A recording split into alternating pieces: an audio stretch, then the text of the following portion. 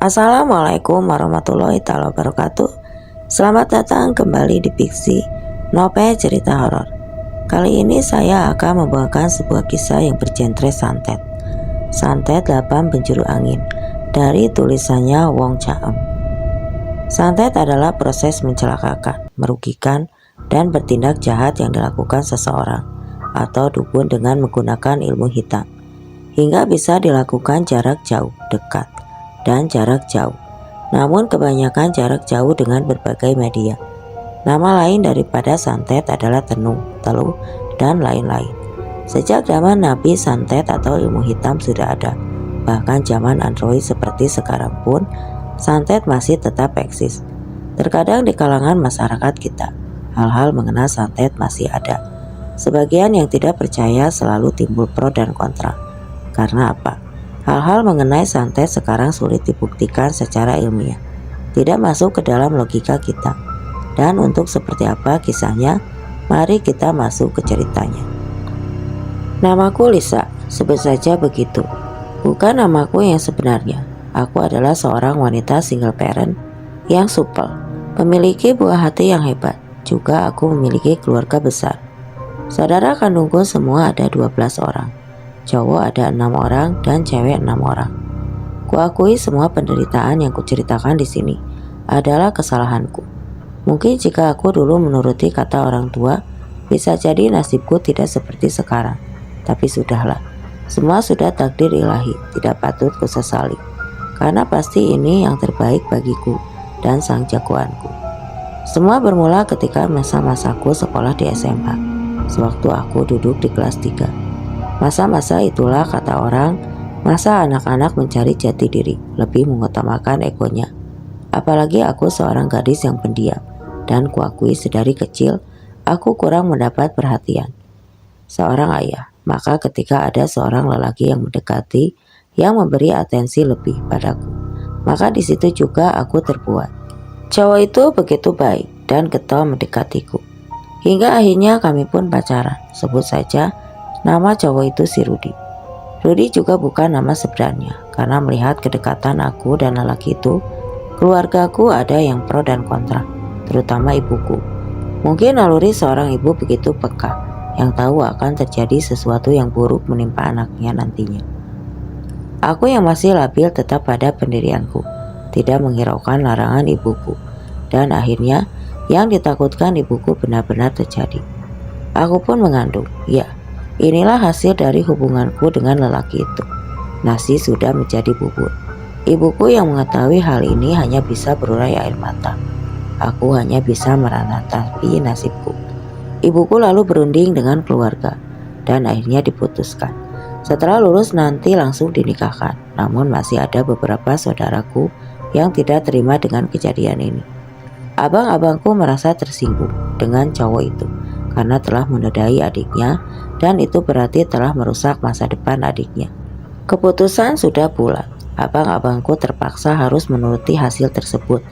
Dari pihak keluarga lelaki pun sudah bertemu dengan keluarga besarku, dan akhirnya memang seharusnya segera dinikahkan. Kebetulan hari kelulusanku tinggal 2 pekan lagi, jadi waktuku tidak banyak untuk menyiapkan keperluan menikah. Hingga waktu tersisa 7 hari lagi di sekolah. Hari itu aku tidak pernah melihat lagi cowokku batang hidungnya. Handphonenya tidak aktif seharian. Aku menanti, tetap saja aku tanya, coba tanyakan dengan teman-teman akrabnya. Sungguh jawaban yang kudapat dari teman-temannya di luar dugaanku. Rudy ternyata telah berangkat meninggalkan kota kelahiranku. Tanpa pikir panjang lagi, aku pergi menuju rumah Rudy. Ketika aku datang ke rumahnya, semua keluarganya hanya terdiam dan tidak ada yang bisa memberi jawaban yang memuaskan. Aku tak mampu lagi membendung air mataku. Sambil menangis, aku caci maki semua keluarga Rudy. Tidak ada lagi akalku bermain.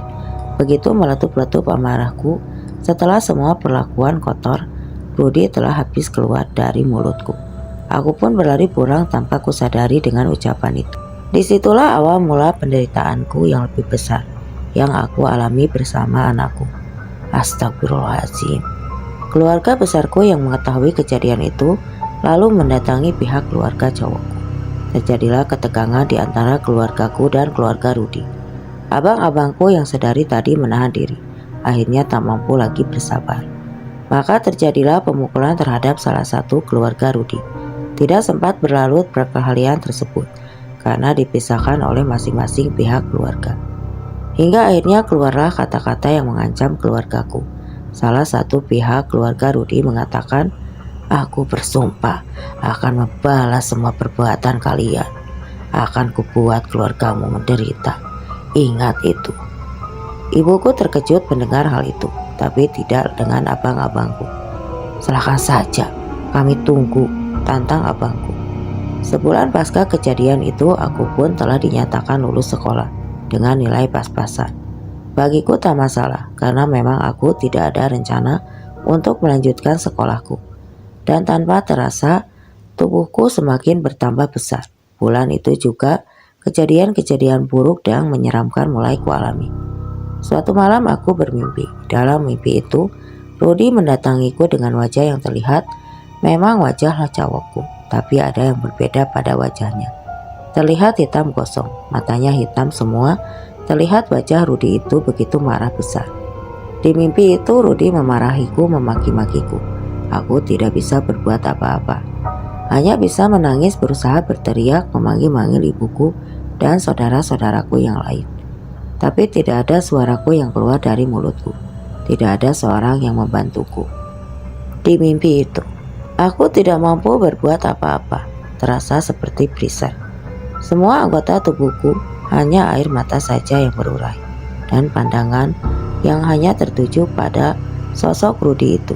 Setelah beberapa lama dalam mimpi itu, muncul lagi beberapa sosok yang aneh dan mengerikan. Sosok-sosok itu semua sama dengan yang sering kulihat di film-film horor. Aku kira selama ini sosok itu hanya dongeng saja. Ternyata memang ada di sisi kiri dan kanan Rudi itu. Sambil berdiri ada macam-macam jenis makhluk gaib yang tertawanya begitu melengking. Ada si gondrong atau si genderuwo dengan erangannya yang menggetarkan, serta sosok beberapa perempuan yang wajahnya tidak karuan bentuknya. Semua mata mereka tertuju padaku. Mereka semua berusaha mendekatiku. Aku pasrah dan berusaha membaca ayat-ayat pendek yang kuingat ketika itu. Juga aku berhasil menggerakkan badanku. Seketika itu juga aku berusaha lari, tapi ada yang menahan kakiku. Kali ini sosok hitam pekat yang memegang erat kakiku. Tangisanku makin menjadi. Pasca itu, Rudi mendekat sambil memegang perutku yang besar. "Rasakan pembalasanku," kata Rudi. Dan itu kemudian sayup-sayup kudengar suara adan. Seketika itu juga aku tersadar dari mimpiku. Dan perlahan aku mendengar suara ibuku. "Alhamdulillah, kamu dari tadi tidak apa-apa, Nak." Aku langsung memeluk ibuku. Kuceritakan semua yang kualami dalam mimpi tadi kepada ibuku dan keluargaku yang lain. Ibuku berusaha menghiburku. Jika mimpi itu hanyalah bunga tidur, dan tetap saja aku merasa tidak tenang karena aku merasa itu begitu nyata. Ibuku juga bilang kalau aku berteriak-teriak dari pukul 02.00 sampai azan subuh akhirnya terlepas bangun. Itu aku pun bergegas pergi untuk segera menunaikan sholat. Kuselesaikan sholat pun aku tak berani kembali tidur. Padahal biasanya sering lewat masih ada sejenak waktu. Kejadian mimpi itu pikiranku selalu terbayang-bayang. Wajah Rudi dan para demitnya. Hari demi hari kulalui bersama calon bayiku. Hingga akhirnya tiba masanya calon bayiku hadir ke dunia. Dan akhirnya proses sebagai seorang ibu bisa kulalui. Alhamdulillah, seorang bayi yang begitu menggemaskan telah hadir menemani hidupku. Sehingga cerita 3 tahun berlalu. Dan anakku telah tumbuh menjadi seorang anak yang patut kubanggakan. Tiba masanya aku memikirkan masa depanku dan buah hatiku. Karena sekarang hanya tersisa aku dan anakku. Dan beberapa abangku yang masih bujang. Dan kakak-kakakku yang perempuan semua sudah berumah tangga dan hidup masing-masing. Kami tinggal di rumah peninggalan orang tuaku. Saat malam tiba, hawanya pun terasa begitu dingin. Maklum saja, seharian di kotaku turun hujan, baru berhenti sejam yang lalu.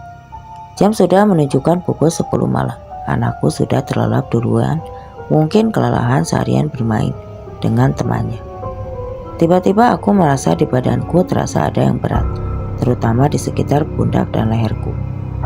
Padahal malam itu hawa dingin, tapi yang kurasakan di belakang tubuhku begitu panas. Mataku pun terasa berat sekali. Sebenarnya mau aku menunaikan sholat isya, tapi perasaanku begitu berat untuk melaksanakannya. Akhirnya keputusanku bahwa tidur saja, mungkin dengan tidur, hawa yang tidak nyaman tadi bisa hilang, pikirku seketika. Aku langsung tidak sadarkan diri, terlelap dalam mimpi. Kali ini dalam mimpi itu, kembali sang mantan yang telah lama kulupakan itu hadir, bersama para demit yang dulu pernah kulihat di dalam mimpiku. Ia hanya berpesan jika hidupku tidak akan pernah senang. Hanya sekejap aku pun terjaga dari tidurku. Entah apa maksud perkataan mantanku tadi. Perlahan kubuka, kututup, dan kembali kubuka mataku. Astagfirullah. Tiba-tiba di depan wajahku sudah ada wajah seorang wanita yang hancur. Matanya yang bulat, penuh dengan ulat. Setelah itu aku kembali berteriak. Astagfirullah. Kembali cepat-cepat kututup mataku. Ucap istighfar berulang-ulang, dan terdengar nyaringnya lengkingan suaranya. Aku pun membaca ayat-ayat apa saja yang kuingat, Al-Fatihah, Al-Ikhlas, bahkan doa makan sekaligus. Doa buka puasa pun kuucapkan karena saking paniknya. Aku mungkin ada sekitar setengah menit, tidak kudengar lagi lengkingan suaranya. Perlahan kuintip dengan membuka satu mataku. Alhamdulillah. Dalam hatiku berucap, langsung ku berlari keluar kamar. Tanpa kusadari, aku meninggalkan anakku yang tertidur sendiri. Kubangunkan adikku, lalu kuceritakan tentang apa yang baru saja kualami. Dengan sedikit rasa kantuk, adikku tidak begitu menghiraukan ceritaku. Akhirnya aku berusaha menenangkan diri sendiri. Jadi begitu kulihat jam dinding, ternyata waktu sudah menunjukkan pukul 4.30. Pikirku tidak akan ada lagi gangguan, maka aku pun kembali ke kamar.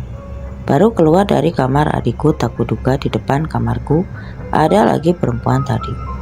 Astagfirullahaladzim.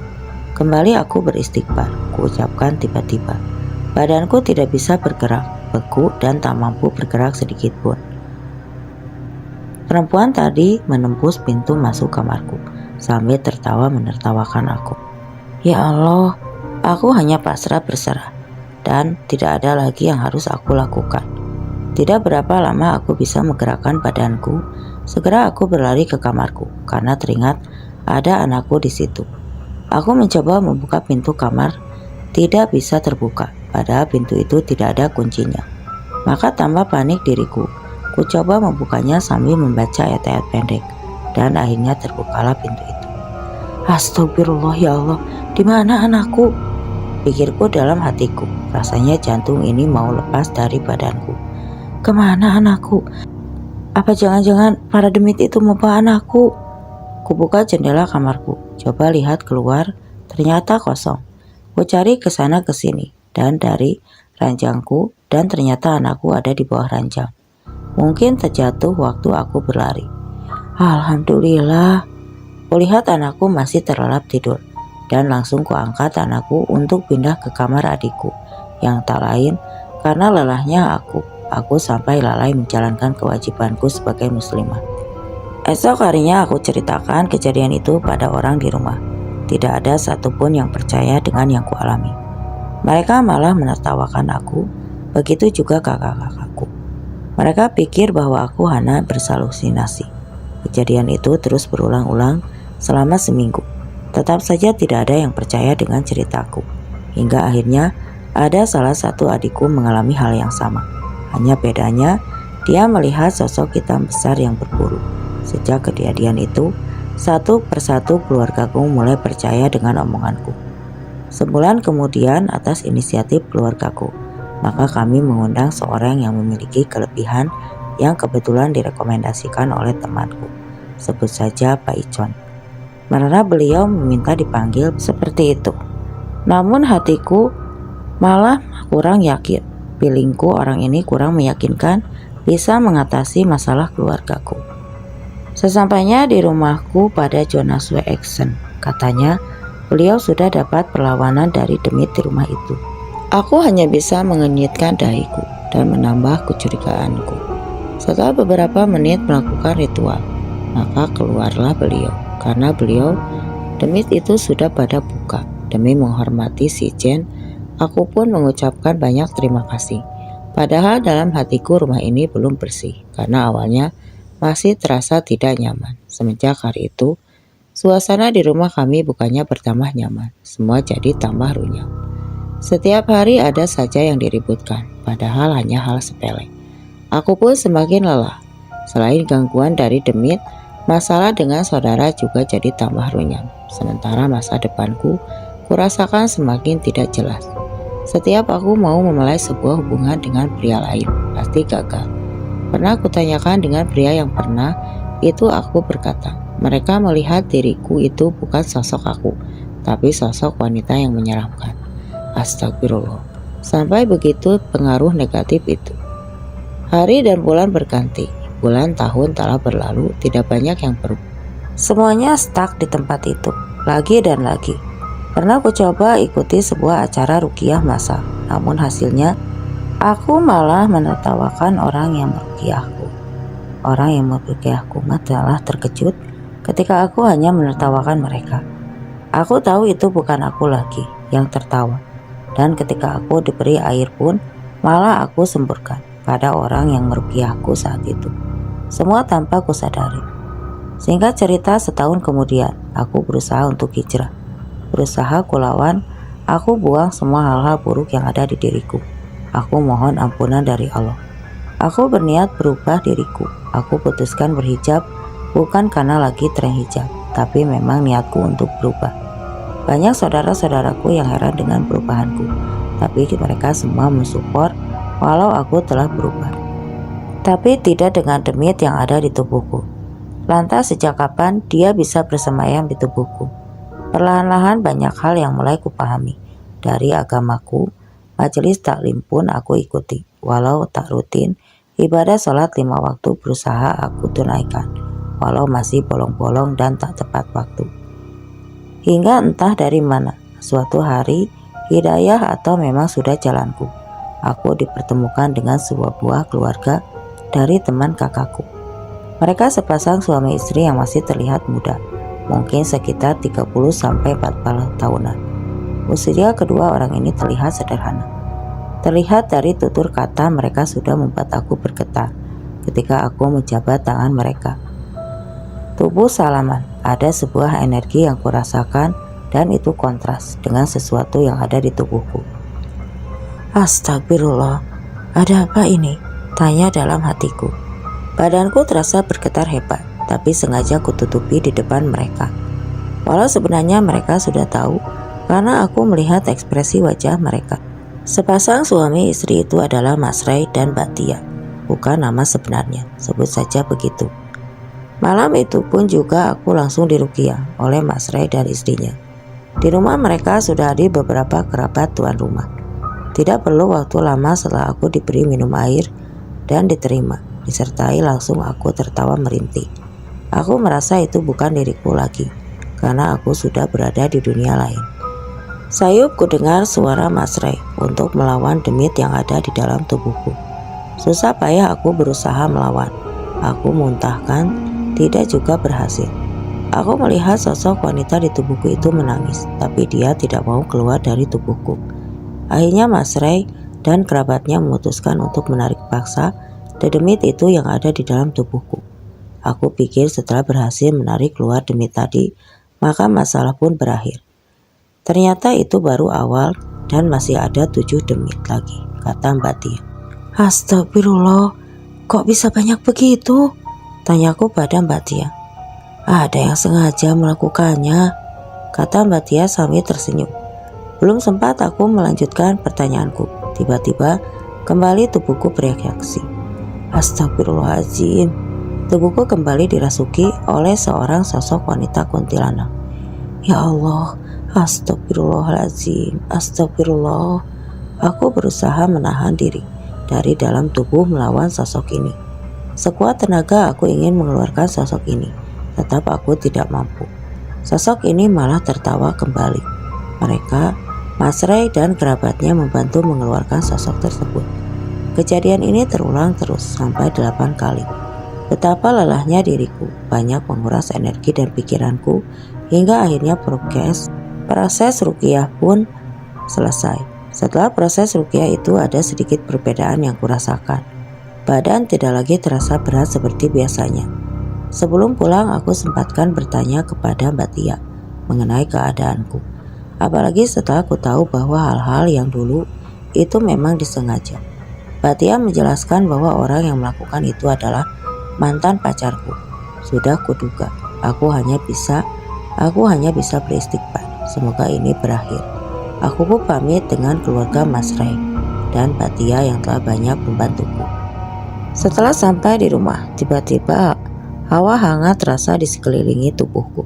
Aku pun langsung mengambil air wudhu. Aku tunaikan kewajibanku. Selesai wudhu, hawa yang hangat tadi berubah menjadi panas dan berat di pundak dan leherku. Ya Allah, apalagi ini? Di dalam hatiku bertanya-tanya, ada lagi yang masuk dalam tubuhku. Tapi aku tetap saja berpikir, mungkin dia hanya pikirku. Kejadian ini terus berulang. Minggu kedua kembali aku diruqyah dengan keluarga Mas Ray. Begitu juga minggu ketiga dan keempat. Demikianlah merasuki tubuh ini berubah-ubah. Jumlahnya kadang ada 3, kadang ada 5. Ya Allah, aku hanya bisa pasrah. Mungkin karena sudah terlalu sering bertemu, kami sudah seperti keluarga sendiri dengan keluarga Mas Ray. Hingga akhirnya suatu hari kakak perempuanku yang telah berkeluarga minta diruqyah juga. Dan disinilah semuanya mulai terkuak sedikit demi sedikit tentang masalahku. Sekejap kakakku dan suaminya diberi ayat dan dibacakan doa oleh Mas Ray. Kakakku yang perempuan tidak bereaksi, malah kakak iparku yang langsung berubah berontak. Setelah dinetralisir oleh Mas Ray, akhirnya iparku sadar. Selang beberapa detik tiba-tiba iparku kembali berubah. Namun kali ini lebih tenang. Dan ternyata yang kembali merasuki tubuh iparku, dia adalah budak tuan keluargaku. Beliau sebenarnya sudah lama berada di dalam tubuh kakakku yang perempuan. Hanya belum bisa berbuat banyak karena keturunan beliau belum bersih dan belum yakin benar dengan hal-hal mitis. Dari disitulah akhirnya aku tahu lebih banyak lagi mengenai masalahku. Kenapa aku bisa dimasuki demit yang tidak hanya 1 atau 2, dan itu kebanyakan kuntilanak. Ujar datuku, aku terkena kiriman atau santet dari mantan pacarku waktu itu. Dengan media foto, akhirnya Datu meminta kepada keluarga Mas Ray untuk memandikan aku di hari Jumat agar membuang semua yang buruk dari tubuhku. Hari Jumat pun tiba dan aku pun melakukan ritual seperti yang diminta Datu. Dan begitu malam tiba, aku masih di rumah Mas Ray bersama kakakku yang perempuan dan suaminya. Tiba-tiba suami kakakku kembali kerasukan. Kali ini beda lagi, dengan agak terengah-engah seperti habis berlari. Ternyata yang merasuki itu anak buah datuku yang diutus ke Jawa atau ke dukun mantan cowokku. Dan di sini anak buah datuku menceritakan kalau cara santet di sana menggunakan foto-foto dan fotonya disatukan dengan sebuah wadah, di mana wadah tersebut sudah dicampur darah mantanku dengan darah binatang berbagai macam, kembang 7 rupa, kain kapan dan tanah kuburan. Dan yang dukun hitam itu tersebut sengaja membuka 8 penjuru dari ragaku agar bisa dimasuki para pencari lapangan penjuru angin. Jadi walaupun sehari dikeluarkan, nanti akan datang lagi dari arah lain. Kadang hanya sekedar lewat daerah tertentu pun pasti akan ada yang menempel. Dalam artian aku mudah dimasuki oleh sosok makhluk. Astagfirullah, begitu kejamnya mantanku. Apa salahku sampai ia tega berbuat begini? Aku tidak habis pikir. Setelah dia meninggalkanku, sekarang dia mau menghancurkan hidupku dan anakku. Dalam pikirku sendiri, setelah keluargaku dan keluarga Mas Ray tahu penyebabnya, maka dikirimkanlah Datuk bersama anak buahnya ke tempat dukun itu, tentunya dengan cara gaib. Tujuannya untuk memusnahkan santet dari mantan pacarku dan menutup 8 penjuru angin. Tadi malam itu juga mereka langsung ke tujuan. Selama 1 jam aku menanti kabar dari Datuk. Selama itu juga tubuhku bereaksi tidak karuan. gelisah, panas, di belakang berada di pundak, kram di kaki, dan berasa mual, kepala pusing. Rasanya seperti ngilu, semuanya terasa ada yang mau keluar dari ragaku. Beberapa menit kemudian suami kakakku kembali kesurupan. Ternyata Raja Demit dari sang dukun itu. Dia berusaha berontak ketika ditegur oleh Datuk, tuan rumah. Meski Demit itu pun terdiam, Demit itu mengakui kalau dia diperintahkan oleh konsultan dari mantanku. Dia pun meminta ampun. Tentu saja aku menyaksikan hal tersebut. Tidak percaya begitu saja. Mas Ray lalu menghancurkan Demit tersebut. Tidak berapa lama, kakak iparku kerasukan lagi. Dan kali ini, siluman harimau rupanya. Siluman ini hadir untuk memenuhi janjinya dengan Datukku yang sesama gaib antara ada suku dan siluman ini memang ada perjanjian agar menutup dan membuang yang buruk dari keturunan Datuk. Jika tidak dibuang maka Datuk dan pasukannya ia akan menyerang kerajaan siluman tersebut. Cuma itu adalah salah satu penguasa sebuah gunung terkenal di Jawa Timur. Melalui siluman inilah semua penjuru tadi ditutup, selalu diawasi Mas Ray dan keluarganya. Akhirnya perlahan-lahan reaksiku tadi mulai berangsur normal. Kejadian malam itu cukup menguras tenaga dan pikiranku, namun hasilnya tidak mengecewakan. Perlahan air mataku mulai membasahi pipiku. Aku teringat dengan masa laluku. Sekarang banyak hal yang aku lalui bersama buah hatiku. Sedih bila membayangkan anakku. Aku tidak bisa membayangkan bagaimana kalau aku tiba-tiba tiada. Bagaimana kelak malaikatku bisa tahu akan semuanya. Tahu akan kejamnya dunia. Tahu akan kasih sayang dari ayahnya. Sudah, semua sudah berlalu. Masa lalu bisa membuat orang terluka. Tapi kita harus bisa lari dan belajar dari semua itu. Wejangan dari Batia sepulang dari Rukiah, aku langsung beristirahat bersama anakku. Hawa di rumah pun sudah mulai berubah, terasa lebih nyaman dari sebelumnya. Keesokan harinya aku bangun, sungguh terasa lebih segar. Segera aku ambil air wudhu dan lanjut menunaikan kewajibanku. Setelah salat, kupandangi wajah anakku yang telah terlelap. Terima kasih ya Allah, karena dia aku bisa selalu berdiri tegak. Aku bersiap.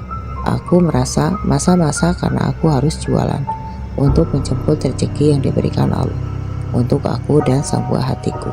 Tidak pernah sedikit pun aku menaruh dendam dengan mantanku. Aku tahu semua ini hanya ujian dan juga pasti ada kesalahanku di masa lalu yang harus kubayar. Di dunia ini, Allah yang maha tahu yang terbaik buat umatnya. Terakhir aku bertemu dengan mantanku adalah dalam mimpi. Bagaimana dalam mimpi tersebut, akulah yang meminta maaf atas semua kesalahanku di masa lalu. Di dalam mimpi tersebut, mantanku malah terlihat kurus. Kali ini hanya tersisa tulang. Dia hanya bisa tertunduk malu. Mungkin ini ganjaran Tuhan untuk dirinya. Dan aku pun sudah mulai bisa melepas masa laluku itu dengan senyuman. Senyuman terindah bersama malaikat kecilku. Cinta itu bukan membawa tangis, bukan buat putus asa, tetapi cinta itu menguatkan hati, menghidupkan pengharapan yang terbaik. Bukanlah yang datang dengan segala kelebihannya, namun yang tidak pergi karena segala kekurangannya.